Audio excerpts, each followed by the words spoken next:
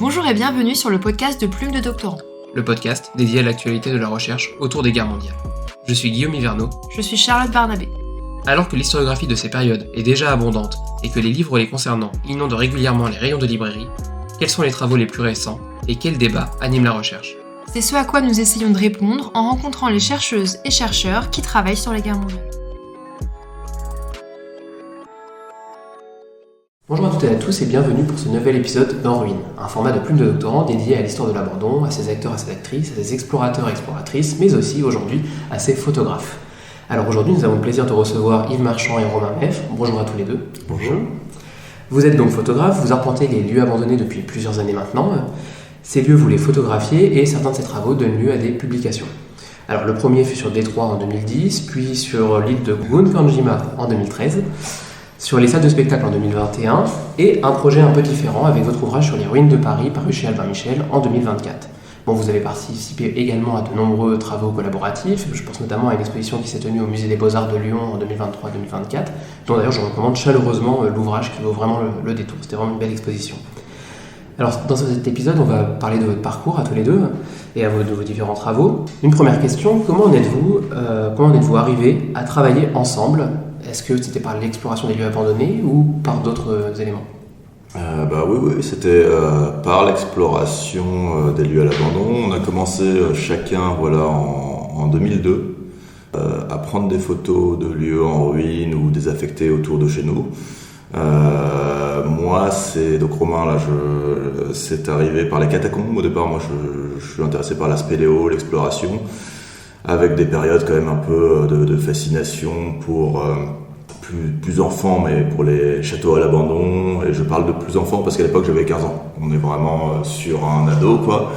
Et donc, je commence à visiter. Je rencontre Jean-Paul Delacruz, qui est un historien amateur et spécialiste comme des carrières souterraines, par le biais de la spéléologie, par une visite de catacombes. Et du coup, on commence à visiter de temps en temps des carrières souterraines ensemble et par extension, en fait, le patrimoine industriel qui va avec. Donc ça va être par exemple l'ancienne carrière Brimborion à Bedon, l'île Seguin est à côté, il y a l'usine Gopilla par exemple. Donc voilà comment je monte un peu à la surface. Et ça devient une prolongation assez logique en fait de ce que je recherchais dans l'exploration au départ des grottes, mais après des carrières. Et voilà comment ça commence. Et donc de son côté, Yves, là je te laisse. Moi, c'était fin 2001. En fait, je commençais à faire de la photo. Donc je touchais un peu à tout. Je faisais du portrait. Et très rapidement, je me suis intéressé à ces lieux abandonnés qui m'avaient toujours fasciné, mais j'avais jamais vraiment trouvé de prétexte pour pénétrer ces lieux. Et je me suis dit, la photographie, ce serait peut-être un bon prétexte d'aller voir ce qu'il y a derrière ces murs, les murs de ces bâtiments à l'abandon. On en connaissait un peu autour de... Moi, je suis comme Romain, originaire de la banlieue sud-ouest. Et il y avait quelques bâtiments à l'abandon. Il y avait une clinique abandonnée, par exemple, aux Ulysses, la ville où j'ai grandi. Et puis il y avait des châteaux à l'abandon. En fait, au départ, on entrevoyait à peine ce qu'il pouvait avoir à l'abandon. Donc tout était un peu sidérant. Moi, à côté, la ruine qui était à côté, c'était une ancienne maison de redressement, qui était un peu la ruine, pas très loin du collège, dont tout le monde parlait, où les gamins, dont je faisais éventuellement partie, mais j'étais pas forcément le plus assidu pour faire ça, mais ils faisaient des batailles d'airsoft, tout ce genre de choses. Mais c'était quand même mystérieux, il y avait tout un tas de légendes autour du lieu sur pourquoi il était à l'abandon. Ça excitait quand même beaucoup l'imagination. C'était un bâtiment des années 70, donc il y avait quand même vraiment pas glamour. C'était vraiment des ruines caractéristiques de l'urbanisme, un peu de banlieue, un peu post-baby boom, avec des carreaux de fond de piscine là, sur les murs qui ressemblaient d'ailleurs à mon lycée et mon collège. Donc c'était un peu cet environnement, mais le lieu était quand même dans les bois, donc il y avait quelque chose d'intéressant. On entrevoit ça, on commence en prenant des photos à déjà oser y aller, parce qu'il y a aussi ça, vraiment on ne sait pas, il y a vraiment l'imaginaire qui va avec, l'imaginaire assez dangereux déjà, de qui habite éventuellement dans ces lieux. On s'aperçoit assez vite que c'est quand même relativement vide, mais on n'a quand même pas trop envie de croiser des gens. Après, de temps en temps, on croise quand même des gens, on voit que ça se passe bien, c'est des mecs qui viennent démanteler, ça peut être des explorateurs, mais on voit que le folklore, un peu l'imaginaire qu'on peut coller sur ces lieux à l'abandon est quand même assez à côté de la réalité des lieux à l'abandon. Imaginaire qu'on reçoit par en fait les fictions, les films américains, par les polars, par les thrillers, par les films d'horreur en réalité. L'imaginaire des ruines arrive par là. Et c'est une époque où l'imaginaire, où ce qui se passe, la réalité des ruines, est en réalité très peu documenté parce qu'il n'y a pas de ressources sur Internet, il y a très peu de sites qui en parlent. On les découvre d'ailleurs ces sites. On s'aperçoit qu'il commence à avoir une nébuleuse de gens justement qui commencent à s'intéresser. Et notamment on tombe par hasard, enfin pas forcément par hasard, mais c'est une époque où les sites se renvoient des liens entre eux, il y a des portails qui structurent un peu, et en fait quand on est sur un site, on peut sauter sur plusieurs sites, passer de la communauté française à belge, quelques sites américains, australiens. Et donc on tombe sur ce site assez vite qui s'appelle Glokland, qui est le site de Timothy NM, qui est un des sites historiques d'exploration urbaine. Et c'est un mec de banlieue sud en fait, Tim. Et donc en fait on commençait à correspondre avec lui, à dire tiens c'est génial. On se connaissait pas encore. Non, on se connaissait pas encore.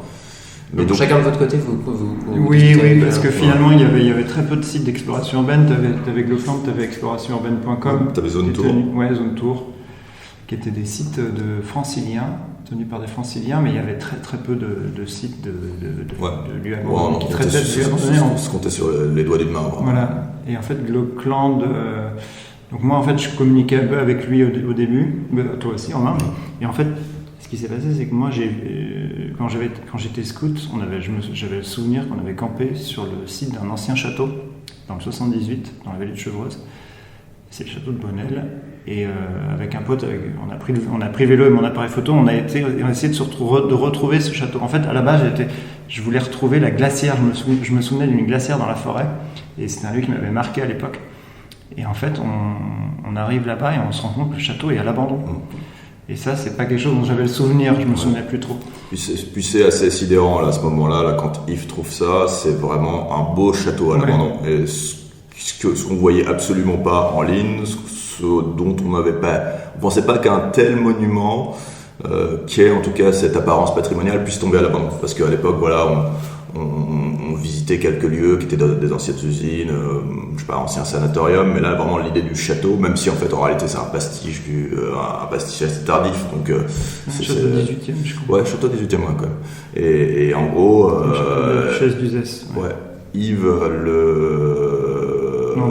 contacte Tim met ses photos en ligne, parce qu'en fait c'était à l'époque où on n'avait pas de site internet, très compliqué de juste simplement prendre nos photos et les mettre sur une plateforme dédiée, c'était compliqué les canaux de diffusion. Et moi, Tim, alors c'était amusant, il m'avait indiqué les sous-sols de la Maison Bleue, là, qui était donc cette maison de redressement qui était pas très loin et dans lequel il y avait des concrétions en fait. Il y avait des concrétions, donc là vraiment moi le spéléo en moi tilté, j'adorais en plus le côté spéléothème, concrétion, et donc on est descendu avec Jean-Paul parce que c'était par une trappe, un espèce de vide sanitaire, et on l'avait pas trouvé en fait tout simplement. Et donc Tim me dit bah ouais c'est là, et nous on allait prendre des photos vraiment de spéléo un peu avec à l'époque, moi, j'avais pas d'appareil photo, mais vraiment en macro, des concrétions. Et d'ailleurs, on avait trouvé, c'était marrant, un espèce de spéléothème remarquable, qui était une espèce de... Quand il y a des... Enfin, je vais rentrer un tout petit peu dans la technique. Quand il y a des stalactites, ça fait des espèces voilà, il y a un canal intérieur, et en fait, au bout, il y a une goutte. Mais là, il se trouvait que, en fait, il y avait une de ces gouttes qui avait commencé à se concrétionner, ce qui faisait que ça fait une espèce de bulle, une espèce de petit module, comme ça, très étrange. Connaissant un peu les publications de l'époque, on savait que c'était pas un truc en fait qu'on avait vu décrit. Et donc à partir de là, c'était marrant, c'était mis à le documenter, à contacter un spéléo. Enfin bon bref, ça c'est vraiment une digression, mais en gros c'était un moment, voilà, on était allé là-dessus et on avait trouvé ça quand même dans les sous-sols de cette pauvre ruine un peu anecdotique. Donc ça c'était assez marrant de réunir un aspect géologique quand même qui était plutôt remarquable dans quelque chose des années 70 quoi. Donc voilà, ça c'était voilà une petite parenthèse. Et donc Tim, j'étais rentré en contact avec lui et simplement je vois les photos d'Yves en ligne de ce château qui est quand même incroyable pour l'époque. Donc je dis bah Tim, voilà, qu'est-ce que tu peux m'en dire plus, parce que là c'est quand même assez dingue ce que tu as trouvé. Il me dit bah non, je l'ai pas trouvé, là c'est les photos d'Yves. Tiens, je te mets en contact avec lui et dès lors on a discuté.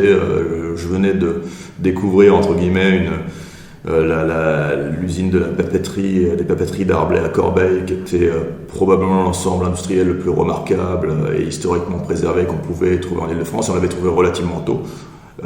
Et en fait, j'avais qu'une envie, c'était d'y retourner. Et donc j'ai tout de suite envoyé avec Yves. Moi je connaissais pas le lieu, j'avais vu des photos sur un site, mais sans savoir ce que c'était, et c'est toi qui m'as j'avais parlé. dit, il y a ça, et allons-y, c'est super, il faut vraiment y retourner, c'est un lieu exceptionnel. Puis en fait, là, on commençait à avoir une conscience assez rapide que, en fait, je crois que j'avais vu la câblerie de Crosne être démolie, que ça pouvait ne pas durer. Il y avait vraiment ce truc d'urgence là qui commençait à rapidement. Il fallait documenter avant démolition. Avant démolition. Et ça, c'est un des trucs qui nous a marqué, qui est travaillant un peu, et plus spécifiquement grâce à Jean-Paul Delacruz, autour du patrimoine industriel. C'est vraiment une urgence qu'on sent vite quand on voit ce paysage en fait un peu être évacué sans médiatisation, sans que les gens en parlent, sans forcément constitution d'associations pour les sauver. Et donc la chapelle d'Arblay, on avait juste très très peur qu'elle disparaisse dans les 6 mois, vraiment. Elle a fini par quasiment disparaître malgré une espèce de faux marketing autour de sa rénovation, parce que là maintenant il ne reste rien de cet ensemble qui était exceptionnel a été préservé. Mais voilà, donc on y était avec Yves. Et pardon, on a fait un petit peu long, mais voilà comment ça a commencé. On se rencontre sur le quai du RER, on part et on visite cette usine. Tous les deux, on voit qu'on a quand même un attrait quand même assez fort pour la photo, pour faire de belles photos, pour essayer d'apporter une pratique un peu artistique à ce qu'on est en train de faire. On est assez influencé quand même à l'époque par le site de Henk van Ransbergen qui s'appelle abandonedplaces.com. Et donc Henk van Ransbergen, c'est un pilote d'avion flamand-belge et qui en fait voyage partout pour prendre des photos et qui est quand même très doué en fait pour générer une ambiance, transmettre le sentiment de la visite et mystifier un peu les lieux, quand même, tout en étant assez pragmatique et en le connectant un peu au réel, à ce qui se passe. Donc il a vraiment une approche avec beaucoup de recul par rapport à même ce que font les explorateurs souvent urbains qui se contentent un petit peu trop peut-être d'architecture sans lier forcément le lieu, le connecter au contexte. Et donc lui il fait ça très bien, donc c'est vraiment fascinant pour nous.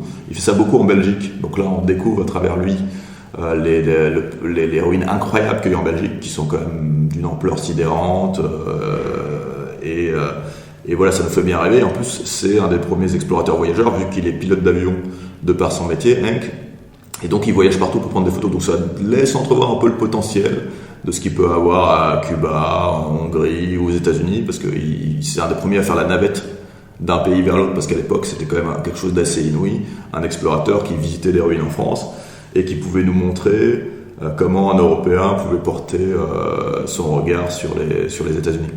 Donc voilà, un travail fascinant qui quand même nous a beaucoup influencé dans le côté un peu atmosphérique, un peu cinématographique de ces séries, et beaucoup fait fantasmer, quoi. Si à l'époque ça ouvrait ce monde-là, quoi. Et donc pour revenir sur ces premiers moments, en fait, le repérage des lieux se fait surtout, de ce que je comprends, par le bouche à oreille, en fait, par les rencontres qu'on fait ou par des lieux qu'on a croisés sur la route ou. Ouais. Un peu de prospection sur les cartes aussi. Ouais, on commence Google. À l'époque, Google Maps n'existait pas encore. Je pense au tout début, il n'y avait pas, mais par contre, on utilisait, je me souviens, les cartes IGN au 25 millième, où tu avais quand même plein de détails, en fait. Tu avais vraiment, il y avait marqué des fois ancienne usine, ancien, et comme tu avais vraiment tous les bâtiments, tout le bâti qui est noté, en fait, y compris dans la végétation, c'est possible de les retrouver. Ouais, exactement. Carte, bien sûr. Mais c'était vrai, c'était pas mal de prospection IGN un peu plus hasardeuse, mais je me rappelle par exemple comment on avait trouvé. Nous, on était allé, par exemple à Gennevilliers, on longeait les zones industrielles, quoi. Oui, voilà. On se baladait. Oui, un gros tas d'usines, et on prenait le RER, et c'est vrai qu'à l'époque, t'avais pas toute la documentation qu'il y a aujourd'hui, quoi. Et puis surtout, il n'y avait pas Google Maps avec la 3D. Et d'un côté, ça permettait peut-être aussi de prendre justement conscience de l'ampleur d'un site quand il s'insère dans un espace local, dans une commune. Oui, complètement. Ouais, c'est vrai que c'est ça. Il y avait aussi des recherches par mots-clés. Alors les recherches hyper archaïques du début, mais on tapait usine désaffectée, il n'y avait quasiment aucun retour. C'était le moment où Google Images, je crois, venait d'apparaître, mais on pouvait avoir un seul retour ou zéro résultat. Ça arrivait souvent même par mots-clés, quoi. Maintenant c'est plus le cas parce que de toute manière, mais c'était vraiment. On faisait une veille quasiment tous les jours. On cherchait friche, industrielle, région et pour voir s'il n'y avait pas des nouvelles choses qui sortaient des articles. Après il y avait juste, en fait, là on va un peu vite parce qu'il y avait très peu de choses. Il y avait jamais. Il y avait rien. Il y avait quasiment rien, mais justement, on faisait une veille dans l'attente que quelque chose. Ouais, sort pop et par exemple le d'Arblay, on l'avait trouvé dans un entrefilet du Parisien. Il y avait vraiment, mais c'était à l'époque où les articles du Parisien étaient même pas souvent mis en ligne. Ce qui fait que celui-ci, c'était vraiment un hasard total qu'on tombe sur les 4 lignes qui disent la papeterie désaffectée de Darblay est un problème ou est une friche industrielle dont il faut régler. Mais vraiment, j'avais l'impression quand même que tu avais un article sur 100 qui était quand même dont on pouvait trouver la trace. Ouais. Ce qui est plus du tout le cas maintenant, mais c'est vrai que on était vraiment quand même dans un désert un peu d'informations sur Internet. Donc là, il fallait justement aller attraper des livres aussi. On avait les fluides, bon, ça arrivait un peu après, mais des livres sur le patrimoine, donc patrimoine industriel. Il y avait le SILAC, il y avait les monuments nationaux qui faisaient aussi des ouvrages sur le patrimoine industriel. Le recensement, ouais. Nous, on les achetait, on regardait, on checkait. C'était comme ça, les méthodologies de visite du départ, c'était comme ça. Ouais. Et donc très vite, les lieux industriels vous ont intéressé particulièrement, plus que d'autres, ou même d'autres lieux vous intéressaient encore? Je parle vraiment de ces premiers moments. Moi, on cherchait quand même ce qui était significatif et évocateur, qui avait de la puissance évocatrice. Après, je pense que donc ça pouvait être les châteaux, vraiment, il y avait les sanatoriums, mais il y avait quelque chose dans l'industrie, je sais pas, qui nous a toujours plu, le côté peut-être technique de savoir comment les choses sont faites. C'était le patrimoine probablement aussi le plus mystérieux. Parce qu'en fait il y avait peu d'infos, alors qu'un château est relativement documenté parce que c'est glamour ou quoi que ce soit. Les friches industrielles étaient peu documentées, et pour en revenir à Darblay, il y avait notamment un système de platelage, donc de petites voies ferrées qui couraient d'un endroit à l'autre et qui était tout à fait exceptionnel, et on sentait qu'en rapport de qualité de patrimoine et d'ignorance de ce patrimoine, c'était là qu'il y avait les choses les plus intéressantes et que les enjeux étaient les plus grands, vu que voilà, pour y revenir, c'était des lieux qui étaient souvent démolis. Nous, assez rapidement, un lieu qui nous a fait prendre assez vite conscience de ça, c'était donc Jean-Paul m'avait emmené à la câblerie de Crosne, qui était un lieu qui pouvait être classé monument historique, qui était très beau, avec il y avait une salle des machines qui faisait, je sais pas, quelques mètres sous plafond, enfin qui avait vraiment de la monumentalité avec un bel escalier en colimaçon et tout. Mais ce que s'était empressé de faire le propriétaire, c'est qu'il avait démoli la cheminée qui avait une potentialité de classement. Donc on était arrivé vraiment, et les bulldozers avaient travaillé 2 semaines avant, et la cheminée était aplatie, était tombée sur des bâtiments. On pouvait rentrer parce que certaines façades avaient été abattues, et voilà, on s'était dit waouh, les gars sont sans foi ni loi, les promoteurs, et s'ils peuvent éviter que ça soit classé, ils peuvent provoquer des démolitions sauvages. Donc voilà, ça crée, quand on tombe sur cet exemple assez vite, c'est assez scandaleux, et donc on se dit qu'il y a quand même vraiment urgence à s'occuper de ce patrimoine, en plus de le trouver beau et intéressant.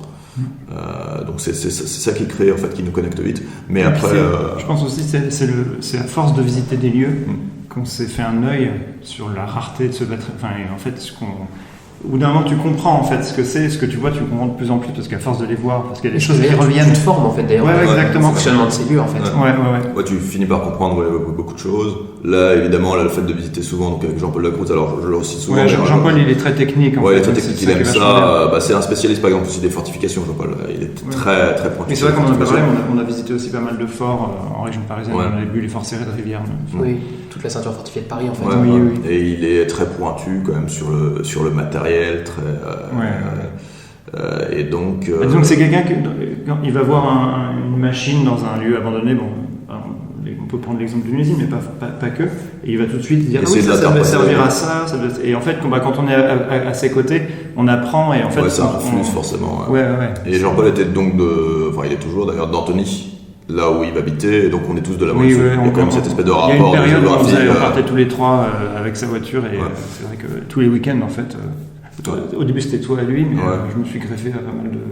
Et c'était un gars qui était très actif dans le milieu souterrain, et petit à petit, je pense qu'il a pris aussi goût à visiter plus de lieux en surface, grâce à nous aussi, parce que nous on était aussi à rechercher pas mal. Je pense pas qu'en fait, par exemple, ça leur a forcément hyper intéressé au départ de visiter des sanatoriums, même s'il est très très curieux, mais en tout cas, ça le poussait lui-même. Je pense qu'on a créé une dynamique qui était vraiment intéressante, et on était assez actifs, vraiment pendant cette période, parce que Jean-Paul, il se trouvait qu'il avait pas mal de temps parce qu'il bossait plutôt en matinée. En fait, il avait toutes les après-midi dispo, et donc en fait, les moments où on était disponibles, éventuellement, quand on visitait pas de notre côté, on appelait Jean-Paul, et on validait nos repérages, et on allait sillonner un peu l'Île-de-France, quoi. Donc on a très vite assez sillonné de France. Et lui aussi avait une connexion parce que par la Spéléo, là, il est le souterrain, avec la ville de Floref en Belgique.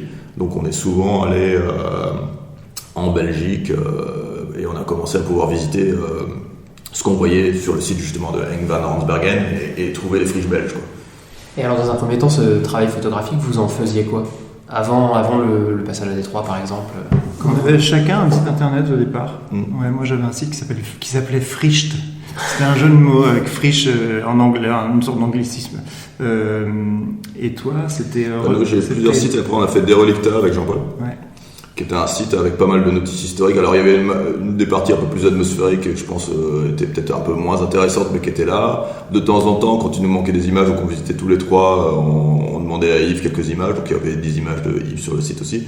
Donc c'était un peu un site à 3 mains déjà, avec des guests. Mais Jean-Paul mettait un point d'honneur à faire des notices explicatives une fois assez fournies. Quand aller en archive aussi, souvent il faisait une enquête de voisinage. Il allait voir les gens, puis après effectivement il appelait les mairies pour essayer de remonter, quoi. C'était vraiment ce truc de détricoter et d'essayer d'aller plus loin que juste l'aspect esthétique. L'intéressait pas tant que ça d'ailleurs. Même s'il avait de la technique et il fait des belles photos, Jean-Paul. Mais on voit que son moteur était un peu différent. Nous, c'était plus, quand même.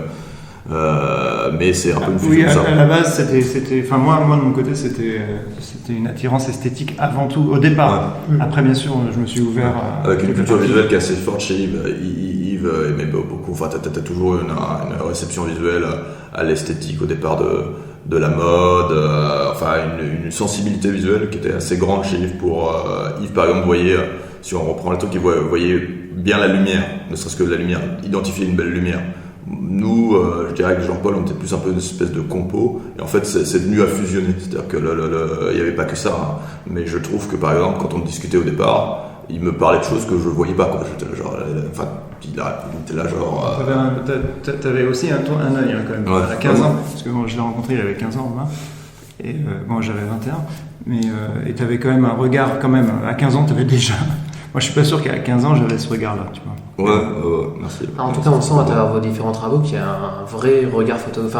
Oui, c'est vrai que c'est une qualité photographique que j'apprécie beaucoup.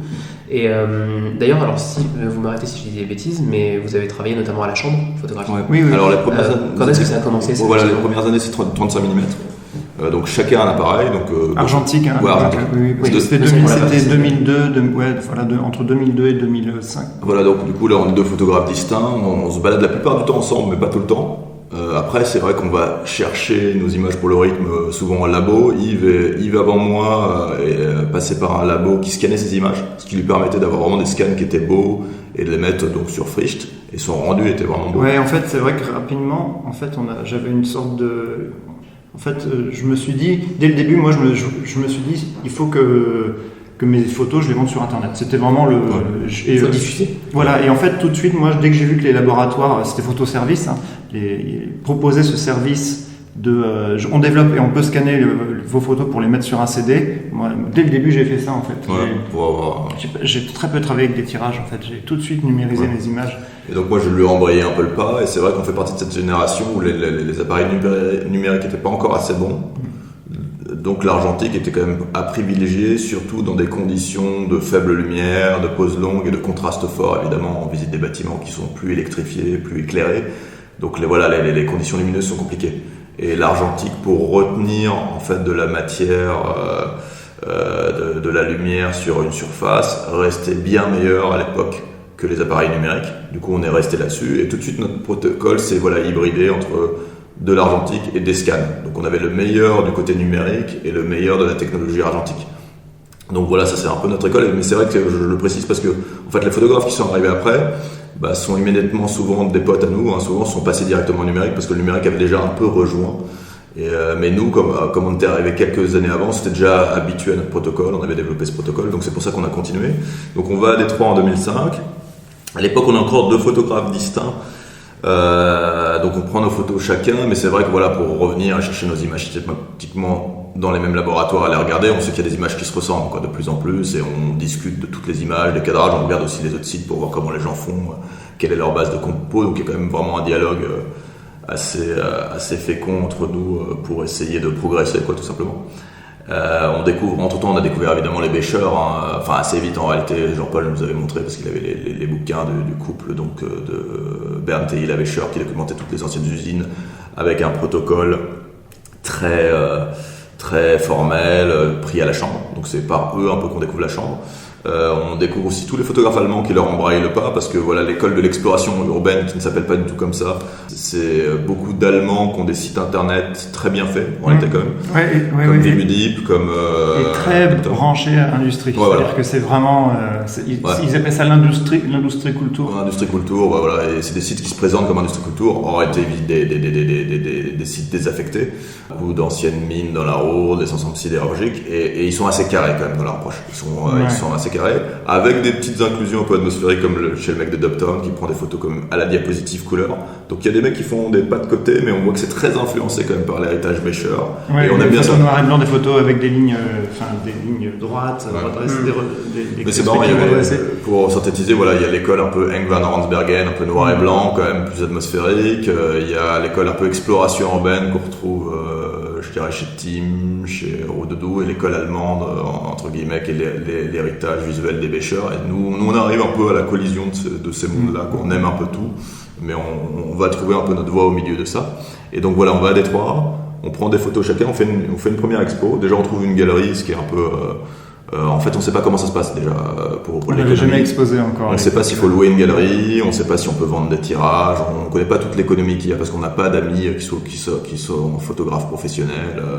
Donc voilà ce qu'on découvre. On fait une première exposition en mettant nos images chacun. Je ne sais plus si on les signe ensemble. Mais non, en tout je cas, crois pas justement. Ouais.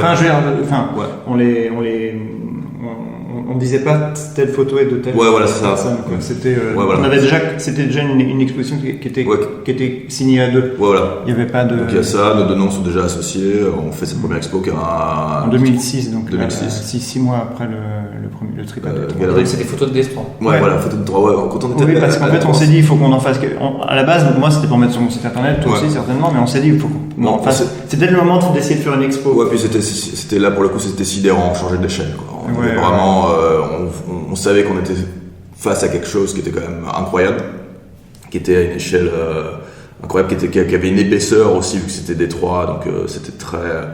Comment vous avez décidé d'aller à Détroit? Qu'est-ce qui vous a décidé?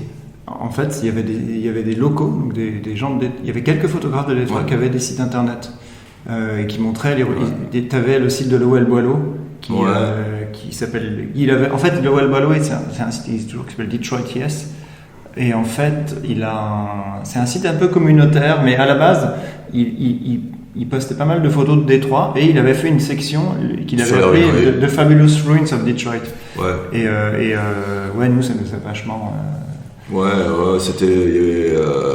Il y avait Forgotten Detroit aussi. Donc on était tombé sur quelques images et voilà l'ampleur des ruines, notamment la gare de Détroit était incroyable. On se disait waouh, c'est pas possible. Et là aussi, on savait que ça allait changer. Donc on se disait c'est quand même les ruines les plus spectaculaires, les ruines modernes les plus spectaculaires du monde. Donc ça serait bien un jour d'y aller. Mais c'est vrai que c'était vraiment pour le coup. Avant on se baladait en avion ou en train. Pas en avion, en voiture justement, en train. Et là l'idée était de se dire bon voilà, on prend un billet pour aller ne faire que ça dans une ville qu'on ne connaît pas. Donc Détroit n'a pas une super bonne réputation, voilà, la ville la plus criminelle aux États-Unis. Donc on se disait déjà à quoi ressemblent les ruines, c'est quoi l'accès là-bas, est-ce que c'est pas des ruines. On avait l'habitude des ruines urbaines parisiennes où par exemple on était allé à Londres dans la Tower House qui était et vraiment c'était littéralement squatté vraiment de manière assez importante et on se disait voilà, les ruines de Détroit c'est probablement ça, c'est probablement des ruines urbaines et il y a plein de gens qui vivent et c'est quand même compliqué parce que c'est un peu ghetto quoi, mais la curiosité était quand même de se dire bon on va quand même y aller, mais il y avait quand même un petit peu d'appréhension. Donc il y a ça, il y a le photographe Camilo José Vergara dont on découvre les ouvrages, qui est photographe et sociologue et qui montre quand même quelques photos de Détroit. Et lui il est allé, il a fait beaucoup le Bronx, il a fait beaucoup, il a d'ailleurs un livre qui s'appelle American Ghetto où il est vraiment quand même allé dans les quartiers les plus supposément difficiles pour documenter l'évolution urbaine et quand même la décadence quoi. Et il a beaucoup fait Détroit évidemment. Donc tout ça a vraiment fait qu'on a très envie d'y aller. Et Yves, à un moment, dit voilà, j'aimerais quand même vraiment que là, sur le coup, on envisage d'y aller. Donc on prend nos billets, 3 mois à l'avance et tout, on finit par le faire, et ça se passe bien.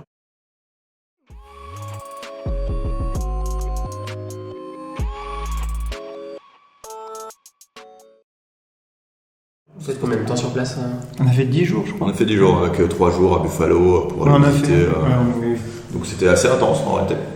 Mais c'est très bien passé. passé. C'est hyper bien passé, c'est-à-dire qu'on a eu un taux de... Parce qu'en fait, on est parti sans contacter grand monde. On n'a même pas contacté...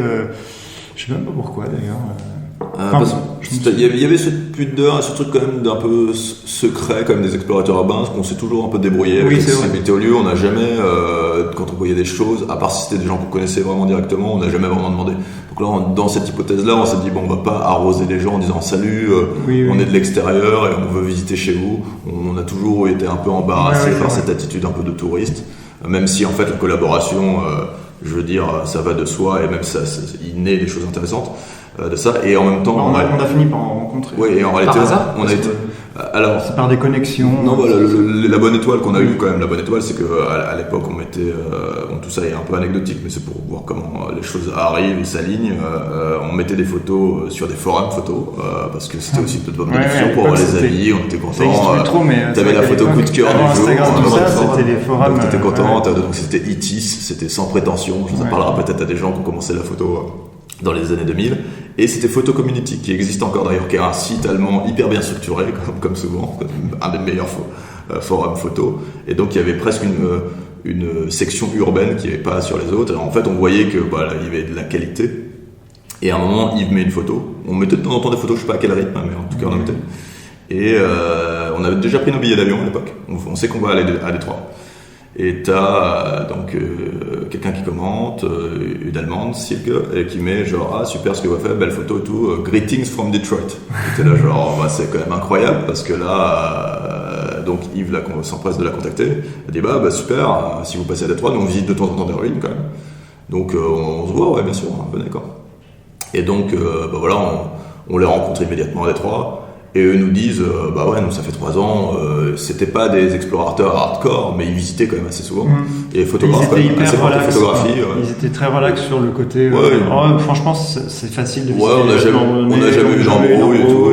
Là, ça nous a vachement mis en confiance. D'ailleurs, ça commençait à dire tiens, il y a le Donovan Building qui est ouvert à l'ancien siège de la Motown, qui était des choses sur la liste des choses qu'on avait visitées. Il dit il paraît que la porte elle est ouverte, allons-y quoi. Et hop, on prend les trépieds on était dans un espèce de petit diner de centre-ville, on prend les trépieds dans le truc et 5 minutes ou 10 minutes après on était garé au pied et on rentrait dedans et là on commence à visiter et on s'aperçoit assez sidéré que c'est facile, que c'est quasiment pas vandalisé, donc pour une ruine urbaine nous ça nous paraît un peu sidérant parce que normalement ça va de pair avec le vandalisme, pas beaucoup de graffiti, pas beaucoup de vandalisme, quasiment rien en fait. Il y avait des pans de vitres entiers qui n'étaient pas cassés, ce qui était pour nous sidérant. Et puis en plus c'est des trucs grands ouverts sur rue.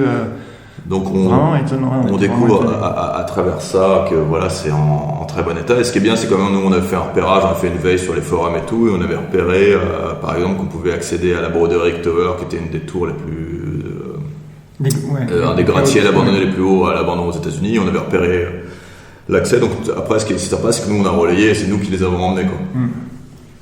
Et donc ils étaient contents. Donc il fallait passer par un bâtiment qui était en travaux, qui était adjacent. Par l'arrière, en fait, tu rentrais, on était allé un dimanche. Aller sur le toit, dégager un peu l'entrée, rentrer. Et du coup, c'était sympa parce que on sentait que déjà il y avait un bon feeling et on était et tous nos a priori étaient tombés immédiatement quoi. A priori qu'on avait eu quand même la première fois juste pour débarquer parce que le soir on était arrivé fatigué, on voulait absolument voir le centre-ville. Et donc on s'était garé, c'était à moitié sur un terrain vague. En fond on avait les sirènes de police, on se balade, on fait le tour des blocs, il n'y a personne dans la rue à part des sans domicile fixe.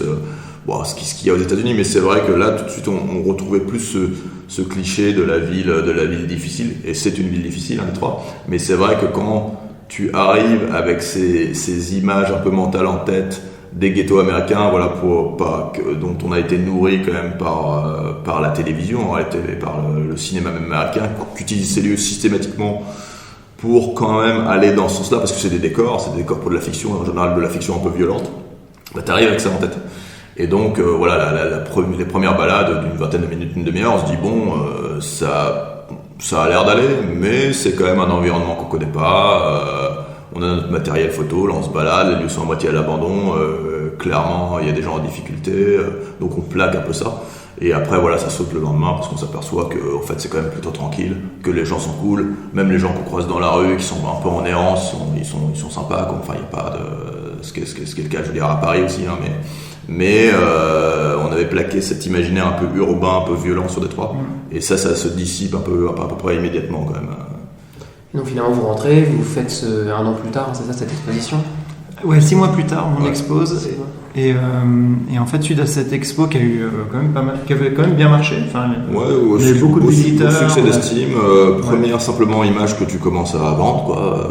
Qui t'a payé à, je sais pas, 100, 200 euros. Mais en fait, en tout cas, voilà, la première personne qui t'achète ça, tu dis waouh, ce que je fais pour le plaisir, par intérêt, je peux éventuellement en tirer un petit revenu. Je pense qu'on gagne 1000 euros chacun et ça nous rembourse le séjour en fait, tout simplement de manière très pragmatique. On se dit waouh, là on vient de partir à Détroit, on a fait une expo et notre voyage était amorti. Donc là ça ouvre la porte. Là ça ouvre la porte tout d'un coup à quelque chose de dire on peut envisager de continuer à faire des voyages et peut-être à chaque fois de se rembourser le voyage, quoi. Et donc là on achète la chambre. C'est là qu'on achète la chambre. Ouais, parce qu'on se dit il faut qu'on passe au stade supérieur sur la qualité des tirages. Donc, vous voyez un peu la limite du 24-36. D'autant plus parce qu'on avait tenté des grandes photos, je sais plus, on avait fait quelle taille on avait fait du 80 cm de large. Ouais, peut-être 80 cm, mais on voyait, et il y avait aussi quelque chose qui nous embêtait. Voilà, on va faire un tout petit peu technique rapide, c'est que voilà, la chambre, ça permet le redressement des lignes pour avoir les lignes droites et une représentation, en fait, respecter la représentation mentale qu'on a des bâtiments.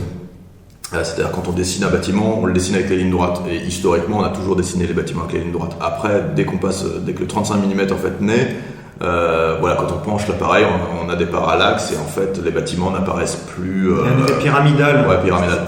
Et la chambre, alors que la chambre, tu peux, c'est pas l'appareil que tu penches, l'appareil reste droit, c'est l'objectif à l'avant, c'est le plateau sur lequel est fixé l'objectif que tu vas slider vers le haut.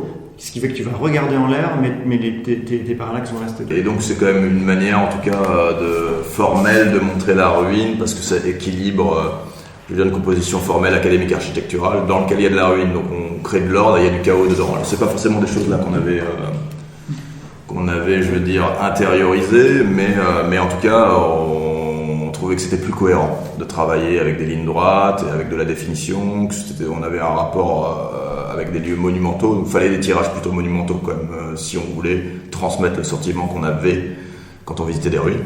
Donc voilà, on achète 2 chambres. J'imagine qu'en termes de logistique, c'est plus important aussi. Enfin, c'est plus compliqué de transporter 2 chambres. En fait, ça a été un long. On la reçoit déjà quelques jours avant, donc on n'a pas le temps de faire des tests. On avait fait des tests avant, c'est-à-dire qu'on avait été voir d'autres chambres parce qu'on avait vraiment pas beaucoup d'argent à l'époque. Moi j'étais étudiant, toi t'étais lycéen. Et ça coûtait cher en fait, la chambre et les objectifs. Donc je me rappelle, on avait regardé les chambres les moins chères, c'était les chambres Cambo. C'était sur monorail. Et en fait, c'était des chambres de studio hyper lourdes, encombrantes. Ouais, donc on nous l'avait présenté, on se disait waouh, non seulement c'est un saut dans le vide, mais ça devait être très compliqué d'avoir une pratique de l'exploration urbaine avec ce genre de matériel. Donc ça nous effraie un peu. Après on cherche un peu plus et on s'aperçoit qu'il y a des petites chambres folding ou en tout cas très très très compactes et qu'en plus ça nous arrange parce qu'en fait c'est une histoire de distance focale, mais pour mettre du grand angle il faut plutôt des chambres compactes. Ça sert à rien d'avoir des chambres qui plus proche, c'est très proche du plan. Donc plutôt petites. Et donc on se retrouve avec 2 chambres qui nous arrivent comme ça de Chine quelques jours avant qu'on reparte aux États-Unis pour continuer du coup Détroit et les salles de spectacle qu'on a entrevues aux États-Unis. Alors logistiquement, quelle est la différence entre votre premier voyage avec ces premiers appareils et puis cette fois-ci avec les chambres? La mise en place qui est longue, l'apprentissage, le fait de faire des mises au point, donc voilà, voile noir, image retournée, donc il faut anticiper énormément la focale. Avant on bossait avec des focales qui n'étaient pas fixes, c'est-à-dire que tu peux changer en fait ton cadre, là c'est plus le cas. Tu es sur des focales fixes, alors tu gagnes en définition, mais donc c'est beaucoup plus d'anticipation mentale de ce que va donner ton cadrage. Donc on commence déjà à discuter, mais on fait nos photos chacun de notre côté. Et en fait, il faut savoir, on avait acheté des objectifs qu'on se prêtait. Ouais, Parce voilà. que les objectifs que coûtaient très cher aussi. Enfin, c'est ce qui coûtait plus cher que la chambre. Ouais, on n'allait pas se On prendre avait acheté 2 objectifs, je crois. Ouais, voilà, on n'allait pas se prendre une gamme entière d'objectifs chacun. On se disait déjà c'est lourd, ça c'est pas pratique, on n'a pas le budget. Et donc en fait ce qui se passait souvent dans les lieux, c'est que on commençait à préparer une image, on disait j'ai pas le 47 mm, donc l'objectif, il va falloir que je trouve Yves ou Romain, et il est dans notre endroit de l'usine, quoi. Et on n'avait pas de talkie-walkie, on n'avait pas moyen à l'époque, on n'avait pas les téléphones, donc on se cherchait. Donc, des fois pendant une demi-heure on se baladait en disant t'as pas cet objectif parce que là j'ai préparé la chambre, et là la lumière est en train de bouger, ouais tiens vas-y hop j'y vais. Et donc bon, c'est clairement des très bons souvenirs tout en étant absolument pas efficace. Et puis ça implique, j'imagine, de se sentir assez serein sur le lieu, c'est-à-dire de ne pas penser qu'il y a Ouais. une sécurité qui pourrait débarquer. Ouais, c'est ça. Parce que... Et donc il y a ce genre de petites scènes un peu marrantes. L'exposition est différente parce qu'il faut fermer plus le diaph à la chambre, l'ouverture pour avoir une bonne profondeur de champ, mais ce qui implique des pauses beaucoup plus longues. Donc on passait peut-être de choses qui étaient à l'époque qui duraient 30 secondes à tout d'un coup 2, 3 minutes, 4 minutes de pause. Donc on commence à être sur des choses un peu compliquées qui en plus vont un peu se retourner contre nous. Ça on va le comprendre à l'issue de ce séjour, c'est qu'en fait quand tu fais des pauses trop longues, alors là c'est encore technique, mais si des gens qui bossent à la chambre nous écoutent ou nous écouteront, en gros quand on fait des photos dans le noir sur des pauses longues, pas forcément dans le noir mais sur des pauses longues, et quand le lieu est assez humide, il est possible que le plan film bouge pendant l'exposition. Donc ça évidemment on ne le savait pas. Avec l'hygrométrie, en fait, Ouais. le changement de... Ouais. Ouais, bien sûr. En fait, comme d'un côté du film, tu as l'émulsion, en fait, elle se gonfle avec l'humidité, le changement d'humidité. Et donc ça va tordre, ça va plier le film très légèrement, mais ça suffit à faire une image floue. Et donc pas de bol pour nous, on ne visite que des lieux sombres et humides ou des salles de spectacle dans lesquelles il n'y a pas de lumière, donc des piles dans ces conditions qui sont peu courantes en fait quand même pour des photographes. Ouais, on a cherché sur internet, il n'y avait personne qui parlait de ça. Ouais. Et donc on a contacté le fabricant des objectifs en Allemagne, et c'est eux qui nous ont dit ce que c'était. Ils nous ont dit, nous on appelle ça du plop, c'est resté d'ailleurs le plop, c'est effectivement le film qui peut bouger pendant. Et c'est ça en fait. Ouais, et pour en revenir à ça, voilà, le séjour se passe bien. On visite des salles de spectacle dans les environs de New York pour prolonger les movie theaters qu'on a découvert à Détroit. Donc ça va devenir un autre grand projet qu'on va suivre pendant une quinzaine d'années. Et on retourne à Détroit. Là on documente dans ce but qu'on commence à avoir point de faire un livre quand même. Et ce qui se passe nous de notre côté, c'est que simplement on visite des lieux à l'abandon. Voilà, pour revenir dans le noir, il faut faire de light painting, donc c'est-à-dire on ouvre notre objectif, on prend une photo et on éclaire nous-mêmes pendant un temps qui peut aller en l'occurrence moi je pense à la pause qu'on a faite, c'était à la Vanity Ballroom, mais c'était 45 minutes. C'était 45 minutes de pause. Donc évidemment, dans ce cas-là, on s'amuse pas à faire des cadrages très, très, très différents et on pose la chambre, chacune de nos chambres, on les pose vraiment à 50 cm d'écart, et parce qu'en plus, il faut que l'éclairage soit le même pour les deux chambres, donc pour les deux images. Donc ce qui fait que sans en même en discuter, quand on récupère ces images, on sait même plus laquelle est celle de l'un, celle de l'autre. Donc on décide, sans vraiment même poser le truc sur la table, de co-signer toutes les images. Là, c'était... Et dès lors, après ce séjour, on s'est mis à ne plus utiliser qu'une seule chambre. Parce que voilà, sur un certain nombre de prises de vue, on avait déjà fusionné quand même vraiment nos pratiques. Et le fait que voilà, on était obligé de bosser à deux. La chambre nous bossait à deux. Il y avait aussi l'aspect financier qui était pas forcément prépondérant, mais pour revenir avant, une pellicule de 36 images, c'était, je sais pas, 6-7 euros. Et à la chambre, c'était une image, c'était 6-7 euros. Donc on passait d'un coup de 36 fois plus cher par image. Donc évidemment, ça change le regard, ça change la question qu'on se pose avant de poser l'appareil et de faire un cadrage. Ça nous oblige à discuter toutes les compos, à les dialoguer, à les penser. Donc on prend un peu de recul là-dessus. Et ça vraiment, c'est cette contrainte-là qui fait qu'on va un peu grandir en tant que photographe. Et se poser encore plus, enfin on se questionnait avant, mais vraiment être plus posé et dans les compositions qu'on va faire et le choix de nos sujets. Oui, parce que déjà moi je voyais la différence entre ceux qui font du numérique en exploration urbaine ou de l'argentique. Moi je fais plutôt de l'argentique. On va pas du tout avoir le même temps de réflexion sur comment représenter un lieu. Là où le numérique, en fait, on prend quelques photos. On enregistre beaucoup plus de questions en amont. En fait, le numérique, t'enregistres Numérique, pour moi, t'enregistres tout et après tu fais le tri. Éventuellement, si tu vas faire le tri, mais tu fais pas le tri en amont, tu penses pas forcément à ce que tu prends en photo, donc tu es un peu dans du systématisme. Ce qui est intéressant pour en fait faire de l'archivage en fait inventorial, c'est quand même assez intéressant. C'est peut-être le mieux quand même. En réalité, parce que justement. Oui, tu ne poses pas trop de questions. Nous, c'est vrai qu'on a regretté. Ça nous est plein de fois arrivé de se dire putain, c'est con. Sur le moment, on a déterminé que ce truc-là, ça valait pas le coup. Et en fait, quand tu regardes la photo que tu as prise avec ton téléphone du truc, tu fais putain, c'est con. On aura dû quand même. C'était intéressant dans ce contexte, dans notre contexte. Des fois, oui, c'est ça. C'est un autre matériel en ligne en plus. Oui, s'il fallait rajouter un numérique en plus, oui. Ce qu'on a fini par faire des années plus tard. C'est d'avoir du numérique pour avoir. Mais après, c'est vrai que ça pose la question de savoir quand est-ce qu'on le sort. Et ça, en fait, on ne gagne pas forcément le process. Mais ça permet d'avoir la petite énergie ou le temps, simplement parce que des fois, la chambre, c'est la fin de journée, il y a quand même vraiment plus de lumière, il n'y a même plus le temps pour lancer une pause à la chambre.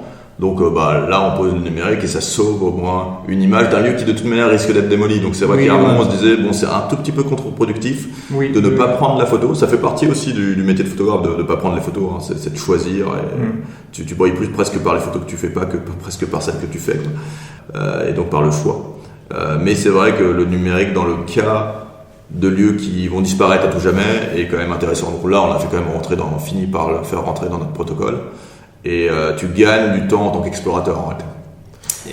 Parce que des fois, la photo, effectivement, s'inscrit dans l'explo, mais un peu contre l'explo. Contre fouiller, contre regarder les archives, contre vraiment faire un petit peu autre chose que juste prendre des photos.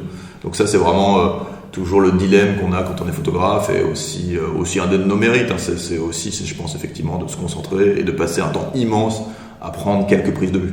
Et ça se sent à la fin.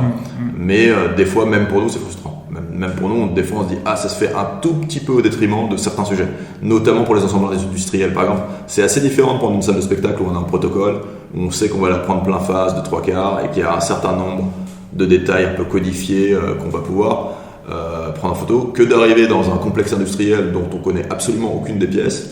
On connaît pas les typologies de pièces et en fait c'est beaucoup plus grand. L'ampleur de ce qu'on a documenté est beaucoup plus grande dans un complexe industriel en réalité que sur une salle de spectacle qui est vraiment un modèle architectural répétitif, industrialisé, mais dans le sens où c'est qu'un seul volume, quoi. Et ça n'a qu'une seule fonction.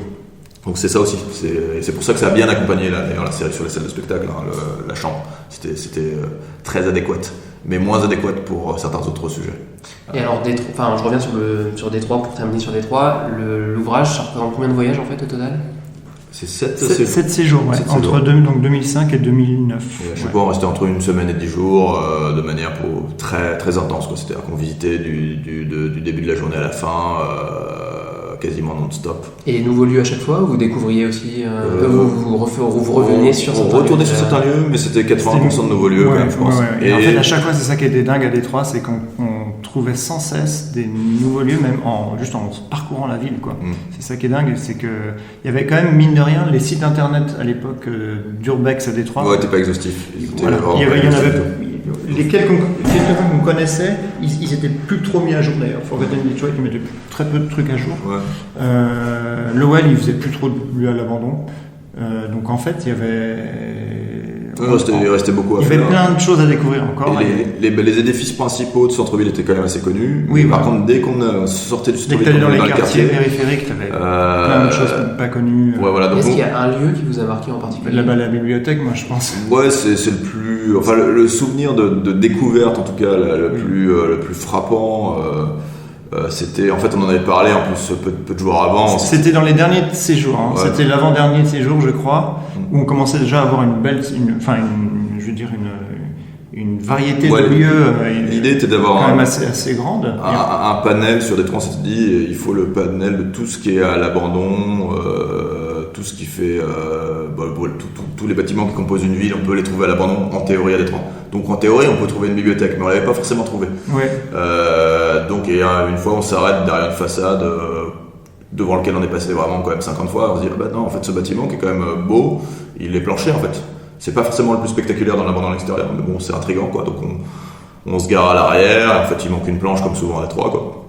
Donc on rentre sans difficulté. Et en fait, on rentre dedans. C'était Voilà, un bâtiment dans un style Tudor, un peu monumental, et en fait c'était une bibliothèque, mais en plus une bibliothèque dans laquelle voilà tous les livres étaient restés en place, quoi. Donc là c'était sidérant parce qu'on connaissait les abandons de Détroit, mais on s'était dit waouh, là quand même c'est vraiment encore un cran d'abandon que l'on ne connaissait pas même à Détroit. Même si on pouvait presque s'y attendre. Après voilà, c'est des problèmes administratifs de Détroit, ça a fermé pour rénovation, finalement ça s'est éternisé. Il doit y avoir des problèmes d'assurance derrière, manque de financement, et voilà, le lieu reste à l'abandon avec tout à l'intérieur. Et donc on était face à cette bibliothèque qui était quasiment intacte, quoi, et donc avec les rayonnages, et voilà, c'était une... Et ça, c'est vrai que c'est même un truc, je pense, on n'a pas revu ça, je pense. Non, ouais, chez les autres explorateurs, quoi que ce soit, sans catastrophe, en tout cas, t'as peut-être eu ça à Fukushima, ou après, peut-être pas à Fukushima, parce qu'on le saurait, mais sans catastrophe. Ah, ça me fait penser au collège jésuite en Seine-et-Marne. Oui, effectivement, il y a cette bibliothèque assez impressionnante, en plus avec une structure. Oui, c'est vrai. Oui, ça, c'est vrai que c'est. Oui, Mais c'est vrai que sinon, c'est assez rare, comme les bibliothèques, elles sont souvent vidées, pillées, c'est assez rare de. Ouais, puis où elles sont souvent vidées quand vidées avant. En tout cas, c'est vrai que c'était l'abandon qui était sidérant à Détroit, c'est qu'en fait, les lieux n'étaient pas préparés pour un après. Alors en France, en fait, il y a du gâchis, hein. Des fois ça finit à la benne, on le sait très bien qu'il y a des choses très belles qui finissent à la benne, mais en fait aux États-Unis il n'y avait même pas cette étape. Du coup, quand on rentre dans le lieu, c'était le cran d'abandon d'après, quoi. Et souvent, en réalité, les lieux fermaient temporairement. Enfin, c'était des fermetures en mode on ferme et ça va peut-être ouvrir, quoi. Et souvent les trucs. Ouais, c'était le chaos un peu administratif de Détroit, quoi, avec le chaos financier. Après, l'autre lieu sidérant comme ça, c'était le commissariat d'Highland Park, voilà, qui était là, on était vraiment plus dans le folklore US de la série policière. On se baladait avec donc les mugshots, les polaroids qui étaient laissés là sur les tables, de gens qui avaient été coffrés dans les années 70 avec les styles, les looks de l'époque, avec donc tous les bureaux qui étaient là, avec les objets contendants qui étaient dans la salle des archives, une affaire donc criminelle qui avait été réglée avec un serial killer dont il restait les échantillons en fait dans le lieu. Donc là, on était dans t'avais une pièce où t'avais encore les documents de recherche, tu sais, de l'enquête, avec les autopsies, les panneaux d'autopsie, de là où ils avaient trouvé les corps et tout dans parce que je crois que le commissariat avait fermé à peu près pendant cette affaire, je crois. Oui, juste à la fin. Et du coup, là, on était vraiment dans tout ce qu'on attend un peu de cette partie-là du folklore, un peu pour revenir de cet imaginaire US de la criminalité, des enquêtes et tout. Et on se retrouvait, boum, plongé dedans, mais dans sa version à l'abandon, dans sa version réaliste, réelle. Et puis sur un lieu où il n'y a pas eu une catastrophe soudaine, on ne s'attend pas à avoir un abandon si soudain en fait. Et en plus, un commissariat de police, on s'imagine que c'est quelque chose. Ranger les documents. Complètement. Et le bâtiment, il avait été abandonné. L'histoire de tête de 92, je crois. Ouais, 92. Et en fait, ils avaient fermé. L'hôtel de ville qui était devenu en face, ils avaient regroupé le commissariat dans l'hôtel de ville de face. Et après, la ville avait fait faillite. Alors, là, tu parles de ville parce qu'en fait, c'est Highland Park. Alors, c'est très particulier. En fait, c'est considéré comme un quartier de Détroit parce qu'en fait, c'est une ville qui est dans Détroit. C'est une entité urbaine dans Détroit. C'est une enclave dans la ville de Détroit. Et c'est notamment là où il y a eu la grande usine de Ford. Voilà, pour les premières chaînes de montage. Ouais. Les gens l'appellent un peu le Détroit du Détroit. Ouais. Parce que c'était vraiment toutes les mêmes causes de déclin urbain, mais concentrées sur vraiment un petit territoire, jusqu'à ce que la ville d'ailleurs fasse faillite et préfigure un peu la faillite de Détroit. Mais donc les activités du premier commissariat des années 90 avaient fermé. Mais en face, il y avait l'autre commissariat, donc les gens, je pense, n'y allaient pas vraiment. Et l'autre commissariat et hôtel de ville a fermé par la suite. Donc on avait deux couches de ruines, un abandon des années 90 et l'abandon du commissariat des années 2000. Donc on avait vraiment... avec la strate d'abandon en fait. Avec le tribunal aussi. Hein. Donc en face, tu avais l'hôtel de ville, le commissariat et le tribunal qui étaient tout dans un seul bâtiment, tout ça à l'abandon. Pour avoir revenir un peu entendu parler, on avait visité sur une fin de séjour. C'est-à-dire qu'on devait partir et en fait on nous disait ah ouais il y a le commissariat, est-ce que vous voulez passer, parce que nos amis on avait entendu parler et tout, et on y va et on fait ouais c'est incroyable, sauf qu'on part le lendemain quoi. Donc après on avait qu'une envie en se disant il faut absolument y retourner quoi. C'est pas possible. Et quelques mois on y retournait et en plus il manquait des choses. C'est-à-dire que la première fois il y avait vraiment des pistolets dans les objets contendants et ces choses-là avaient été volées en temps. Donc on savait que l'abandon quand même le truc était ouvert, que ça allait être pillé, mais donc ce qui montre qu'il y a du passage. Oui c'était ouvert. En fait à Détroit tous les lieux quand même en réalité, même quand on les a visités qu'ils étaient dans un état de préservation sidérant, que ce soit la bibliothèque ou quoi que ce soit, était quand même assez facilement ouvert, et donc c'est quand même allé vers le délabrement, ça a fini souvent incendié, et il n'y avait pas un vandalisme violent et gratuit. et C'est le gratuit. vandalisme gratuit qu'on a en Europe de l'Ouest. Mais les gens récupèrent les les gens choses. vandalisent juste pour vandaliser. Mais par Ouais. contre, il y avait des choses qui étaient récupérées. Ouais. Vous voyez.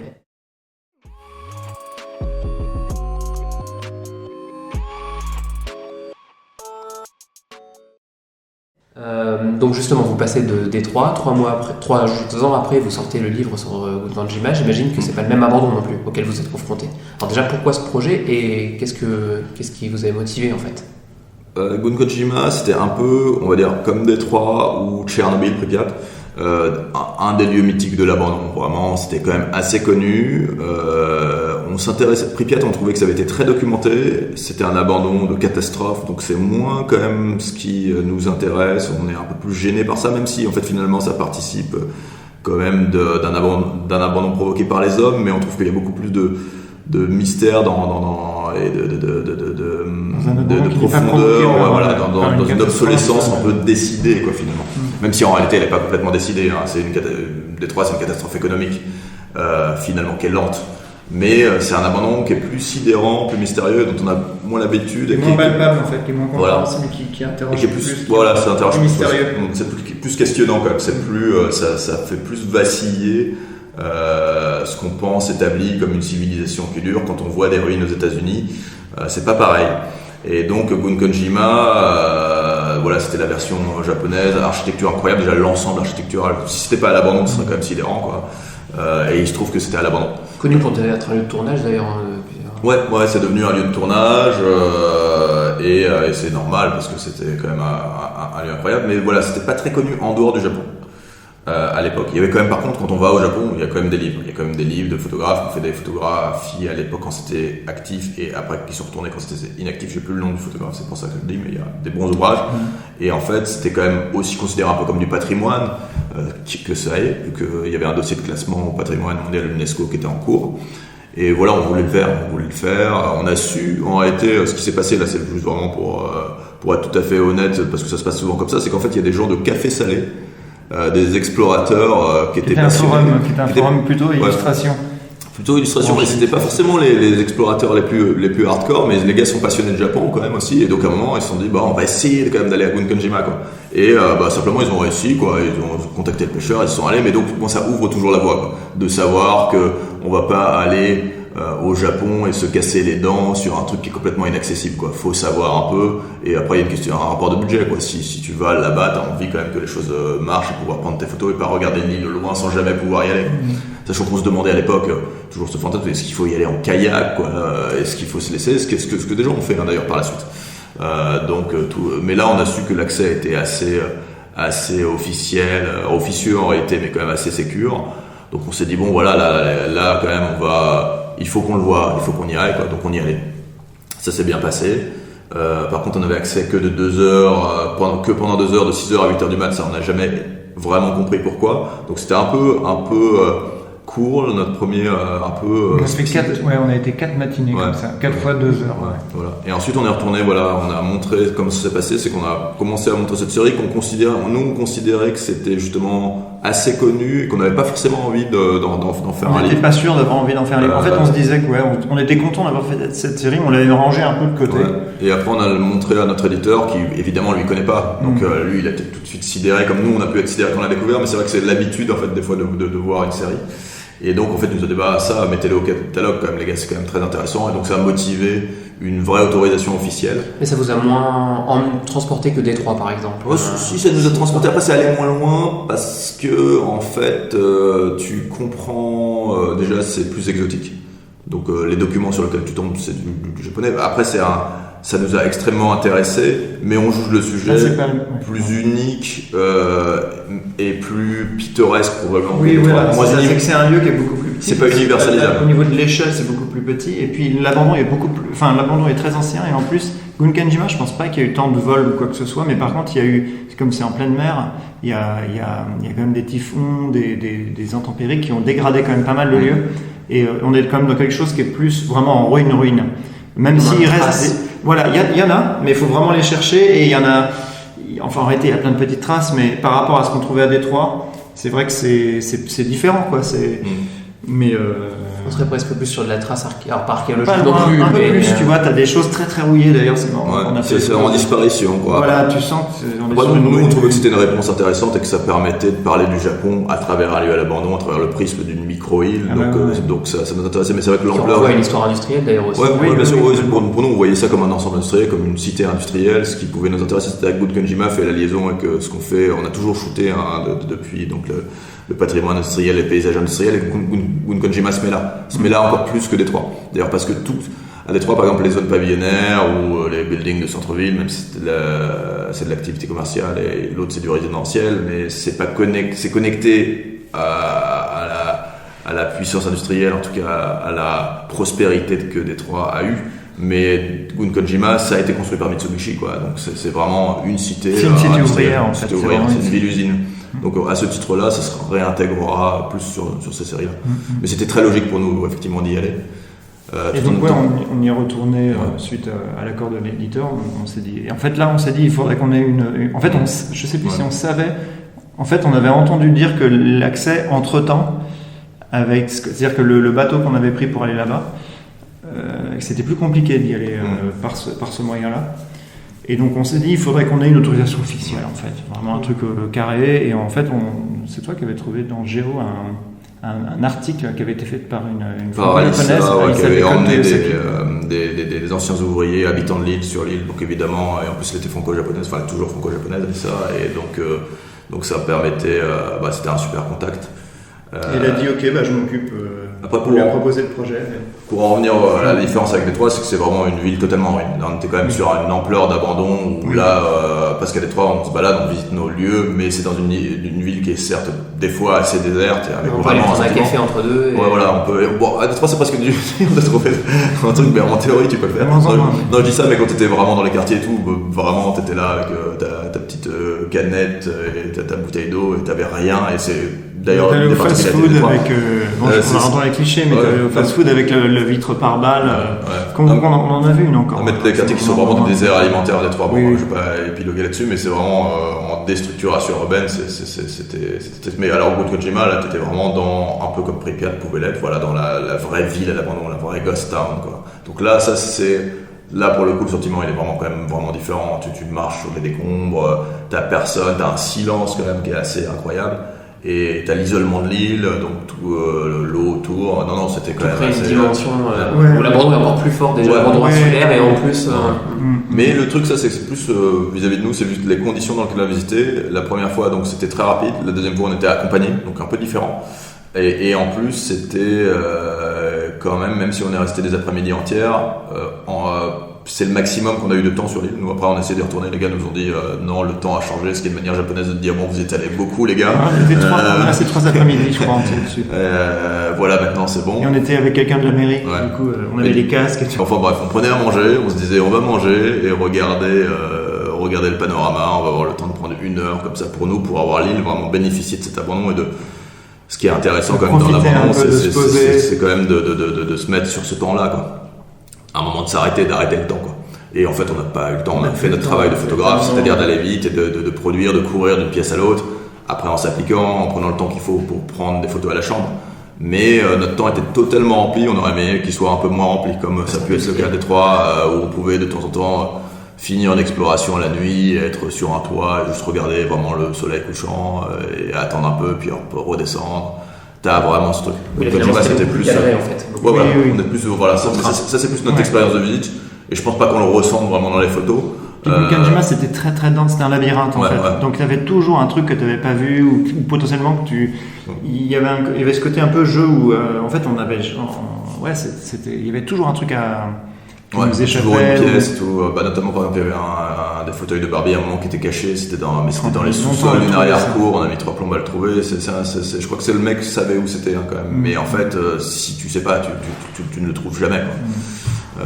Donc voilà les conditions dans lesquelles c'est passé. Après voilà, expérience incroyable. Mais on aimerait y retourner là. Si tu nous demandais si on aimerait y retourner, moi j'aimerais bien effectivement passer encore quelques après-midi à Kojima, mais limite sans rien. Oui, vraiment juste avec le pique-nique, sans profiter, balader, se mettre sur les toits et. Bon, je vais faire un bond dans le temps, cette fois-ci, sur vos différentes explorations, vos différents travaux, avec une exploration qui est finalement plus une exploration de lieux abandonnés projetés. C'est avec ces ruines de Paris que vous avez travaillé en partie donc avec l'intelligence artificielle. Alors, la même question, comment ce projet vous est venu et comment on travaille en fait concrètement comme ça? En fait, on était sidérés comme tout le monde, un peu, et spécifiquement les créateurs visuels, des premiers rendus un peu photoréalistes que les intelligences génératives ont donné. Je crois que c'est fin 2022 déjà, je pense.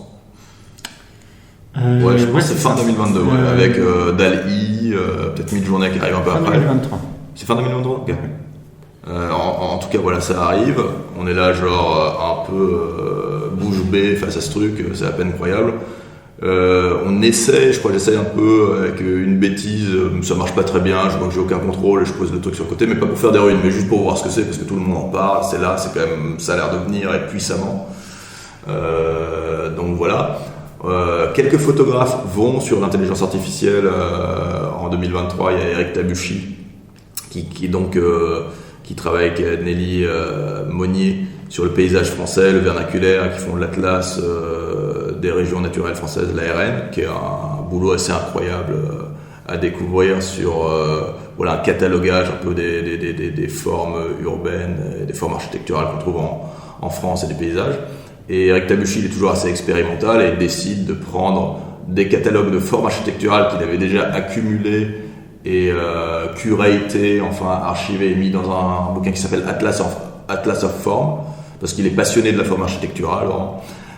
Et il décide de les hybrider en les mettant sur Midjourney, ce qui se fait très bien en fait. Les intelligences artificielles sont très très fortes à prendre des images et à faire pile un entre deux, ou en tout cas des déclinaisons assez incroyables. Donc après ça devient des déclinaisons qui ressemblent un peu d'ailleurs aux typologies des pêcheurs. Ce qui est marrant, c'est que c'est présenté par 4 et donc ça fait un catalogage en fait de formes. Donc lui va dessus, il fait un bouquin qui est quand même assez intéressant avec un premier pas vers là. On a Louis-Cyprien Rial qui est artiste, pluridisciplinaire, mais aussi un photographe, mais c'est une des nombreuses choses qu'il fait. Et il décide de faire un faux pays du Moyen-Orient dans une version fantasmée avec des fausses légendes, et ça réveille en nous des choses qui préexistaient. C'est-à-dire que moi, il y a quelques années auparavant, je m'étais dit tiens, ce serait intéressant de faire un faux photographe qui n'existe pas et de contacter un pote à moi qui fait de la modélisation 3D pour lui dire on va faire des faux lieux. Et un des faux lieux que je voulais faire, ce qu'on raconte au début, c'était par exemple une armée, il fallait qu'il y ait une base réelle. Qu'est-ce qu'a fait McDonald's de tous les Ronald pour changer son image de marque? Donc est-ce qu'elle les a accumulés quelque part dans un entrepôt où un collectionneur fou les a gardés? Donc cette vision me sidérait un peu et je me disais en plus elle est probable, elle est réaliste, donc ce serait marrant de le mettre en scène. Donc je lui avais demandé de commencer, sauf qu'en fait pour même un modélisateur 3D c'est très très long. Moi j'avais pas le budget, j'avais pas la technicité pour le faire. Donc c'était quelque chose qui aurait nécessité à la fois une implication et un budget incroyable. J'avais pas forcément non plus envie de rapprendre ça. Je pense que la 3D j'aurais pu apprendre, mais c'est quand même long quoi. Tu rentres dans vraiment un univers et là tu es sûr que tu vas t'enfermer dans une pièce face à ton ordi pendant des années en réalité. Et donc voilà, ce projet meurt vite. Yves, lui de son côté, il avait bossé sur un jeu vidéo avec un pote, donc tout un imaginaire quand même qu'il avait designé, donc un peu là-dessus. Pareil, projet qui devient babylonien, donc en fait ça a fini par s'arrêter quand même si tu as quand même bossé quasiment une bonne année dessus quand même, je pense. En 4 mois je dirais. Ouais, mais intense. On avait fait un niveau complet, on avait eu un compositeur japonais et tout. C'était bien, mais bon, donc il y avait cette idée un peu trop de projets, trop de. Ouais. On va pas aller au bout du truc, mais. Et donc il y avait cette velléité quand même d'un moment imaginer des univers. Et donc ce qui est amusant, c'est que quand on arrive à l'exploration urbaine, on arrive quand même par des univers imaginés. On arrive quand même par un imaginaire, on arrive par le fait qu'on aime bien les lieux en ruine, on aime bien quand même les univers post-apocalyptiques. C'est quelque chose qui nous parle. C'est pas la seule chose qui nous parle, mais c'est quelque chose qu'on retrouve évidemment. Et je pense que beaucoup d'explorateurs urbains arrivent à la fois par l'histoire, mais souvent quand même plutôt par ce biais. Et nous on arrive un peu par les deux. Donc ça on retrouve un peu cette idée devant les AI de se dire on peut peut-être déployer notre imaginaire Donc on voit les images qui sortent, celle de Cyprien Rial, donc de son pays abonné, où il a fait des ruines d'ailleurs, et en fait on se fait presque avoir déjà, on est là genre c'est quand même intéressant. Donc on a cette idée en tête d'en faire en se disant c'est un peu facile quand même, mais faut tester, on tourne un peu autour de l'idée sans le faire. Puis finalement on fait quand même un mélange au bout d'un moment, début 2024, mais ce qui est tard, pratiquement par rapport à l'apparition des IA, d'une rue de Paris et d'une rue, je crois, de Gunkunjima, quelque chose de vraiment dévasté, juste pour voir ce que ça donne, juste pour voir. Deux clichés que vous avez pris, que ce soit Gunkunjima et la rue de Paris. Ouais, non, rue de Paris, je crois qu'on avait pris une capture d'écran Google Street, mais ça aurait vraiment pu être bonne, mais c'était vraiment pour tester parce qu'on a. Et les images qui sortent sont troublantes, quoi. Immédiatement, on se dit, on pensait que on pensait qu'on avait la représentation de ce que ça pouvait être, mais en fait, les voir apparaître à l'écran, c'est plus troublant que ça. Donc là, on se dit, ouais, c'est quand même intéressant. Si on arrive à respecter l'architecture de Paris et à imiter notre rendu photographique, à rester dans notre espace visuel, il y a quand même quelque chose à faire. Donc là, c'est là qu'on commence à faire des essais. Évidemment, les références, elles pop. C'est-à-dire qu'on a évidemment les ruines de la commune, très documentées, mais on ne savait pas à quel point elles avaient été documentées. C'est là où aussi on redécouvre dans l'autre sens, c'est-à-dire qu'on se dit on connaît ces images, mais on va quand même voir. Donc on se replonge dans et on se dit waouh, c'était quand même une industrie photographique. C'est quand même un événement majeur qui a été très très très documenté et ça lie très très tôt l'utilisation de la photo, Paris et les ruines. Donc on est quand même sur du c'est le moment du Paris en ruine en plus, la commune. Et les gens connaissent pas forcément énormément. Non, nous on connaissait, mais on sait que quand on n'est pas dans le milieu intéressé par les ruines, les gens connaissent pas forcément ce moment-là. Après évidemment il y a Hubert Robert et la Grande Galerie du Louvre, imaginée en ruine, qui est quand même toujours un exemple assez incroyable. Donc voilà, c'est puis des éléments aussi référentiels, un peu amusants, comme la pyramide du Louvre. Voilà, on fait écho aux pyramides, l'obélisque, qui est de toute manière importé d'une civilisation en ruine. Donc on se dit, ça cristallise quand même beaucoup de choses, et en même temps, c'est peut-être l'occasion de se dire, de faire un sujet. Et donc là, on embraye, on arrive à coincer un peu notre rendu, à avoir quand même quelques images qui sont satisfaisantes. Et on se dit par contre, il faut vraiment absolument pas montrer ça sur écran, parce que il faut adosser ça, le contrebalancer par de la matérialité, par du papier, par quelque chose. Donc on contacte ces trucs qui fait des espèces de petites feuilles de chou, des faux journaux, et on l'imprime. Une fois qu'on a 7, 8, 10 visuels, on l'imprime et on file voir Nicolas de Cointèche et Albert Michel, avec qui on était en contact pour éventuellement faire une monographie rétrospective ou certains projets avec qui on s'entendait bien. On se dit tiens, là on a quand même quelque chose de nouveau, mais il faut bosser vite. Il faut bosser vite parce que l'idée doit être dans l'air. Il y avait quand même un peu cette idée de se dire il faut le faire parce que c'est quand même un peu maintenant. Or, 2 ans plus tard, on s'aperçoit que finalement, les gens ont pas tant pris le truc à bras le corps. Non, mais tout s'emballer, c'est vrai qu'il y a l'impression que tout peut aller très vite. Mais tout peut aller très vite, et en même temps, on a envie de le faire. On se disait, voilà, c'est quand même, le timing est bon, vas-y, on y va. On a cet entretien avec Nicolas qui dit, ouais, c'est super, mais qui va dans le même sens que nous, dit, ouais, mais faut le faire vite, les gars, c'est vraiment une bonne idée, moi je suis chaud et tout.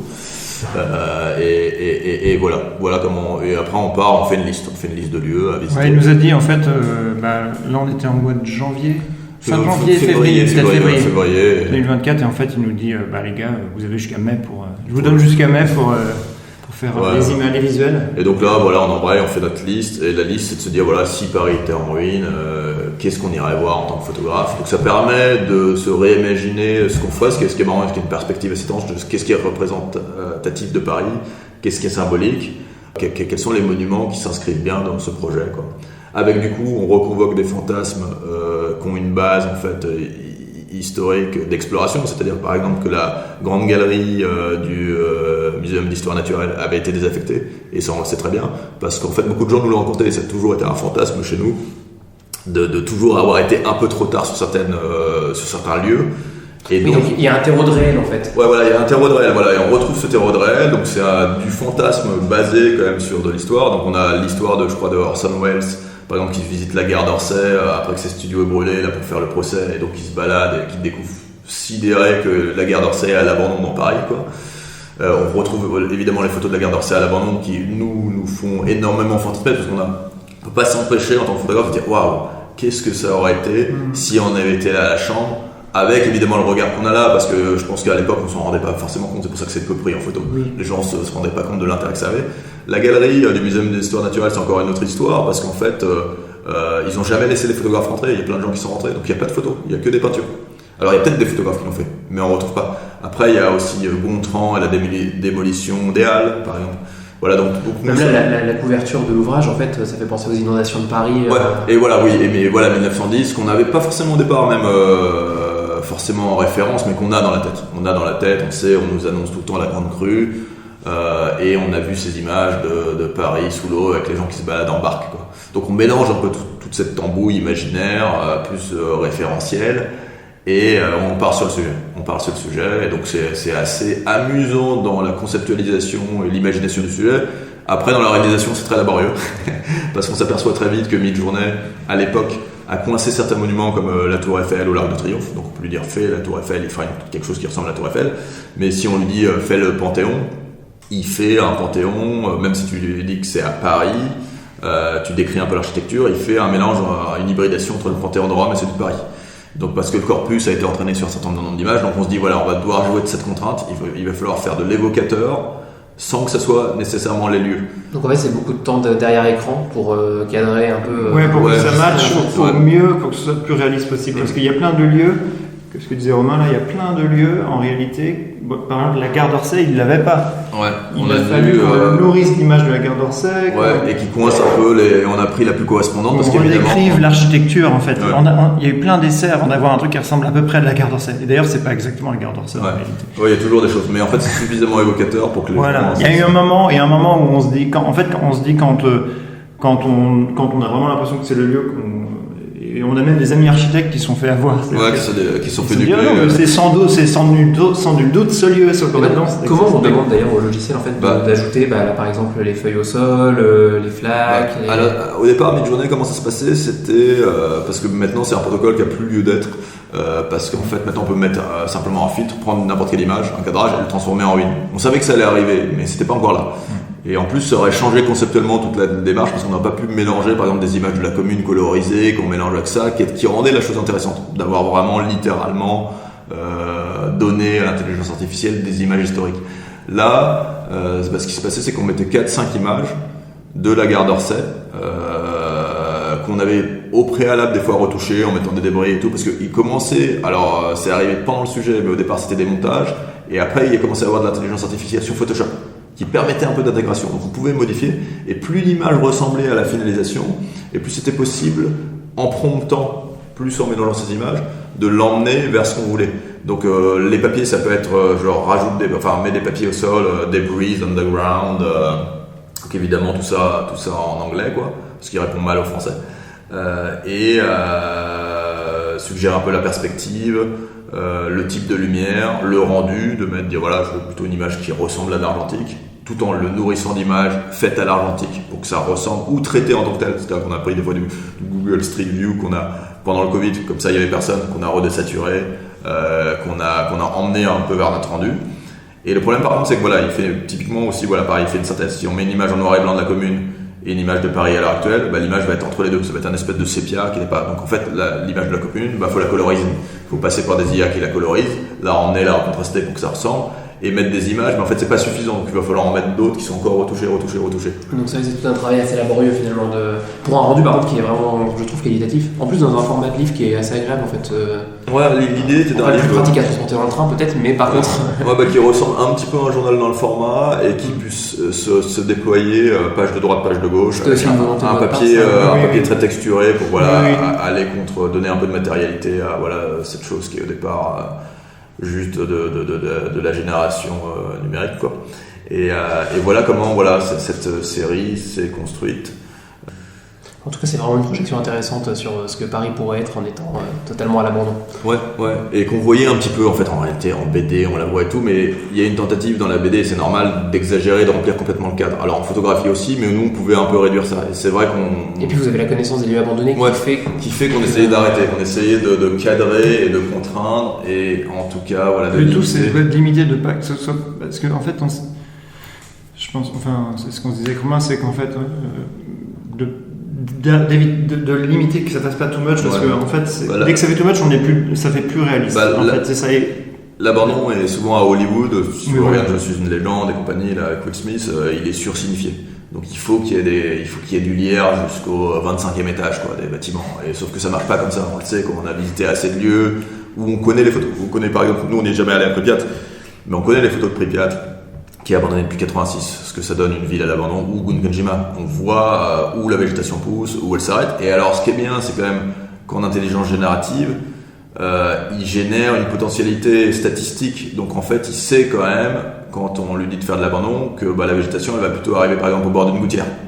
On peut l'indiquer, et des fois on l'a surindiqué, mais en général, comme il limite quand même un corpus d'images qui est réel, il a tendance à faire mieux que quand les hommes essaient justement d'anticiper. ça c'est clair. Quand en imitant sur ce rendu, tous les rendus qu'on voit au cinéma, après c'est du temps, mais quand les gens essayent de faire de l'abandon, ils vont faire du patchwork.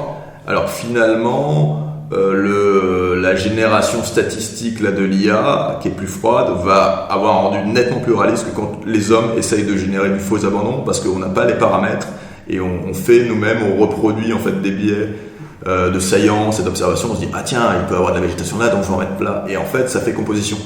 Et c'est la différence en fait avec l'IA qui est assez troublante là-dessus, c'est qu'effectivement le rendu IA en réalité de fausses ruines tel qu'on l'a généré est probablement beaucoup plus réaliste que ce que ferait un 3D artiste ou un mec qui fait de la BD, combien même il a un rendu réaliste. Finalement, on a la belle alliance en fait entre le travail de l'explorateur, du photographe et de l'IA. Peut-être pour terminer, et je voulais vous proposer de soit parler de travaux en cours, ou alors de la réception. C'est comme vous. La réception, les travaux en cours, nous on est sur des travaux long cours.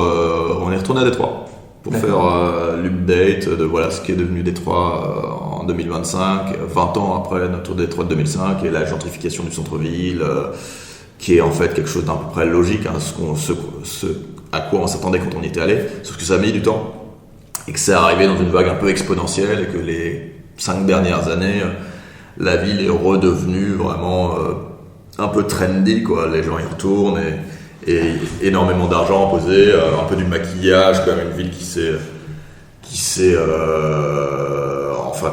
gentrifiée comme on peut l'attendre, quoi, avec les bons côtés, les côtés très superficiels de la gentrification. Donc la population n'est plus la même. La population est clairement plus la même, l'accessibilité est plus la même, les prix sont plus la même. Donc c'est devenu une ville qui est à la fois intéressante et à la fois beaucoup plus banale qu'elle ne l'était.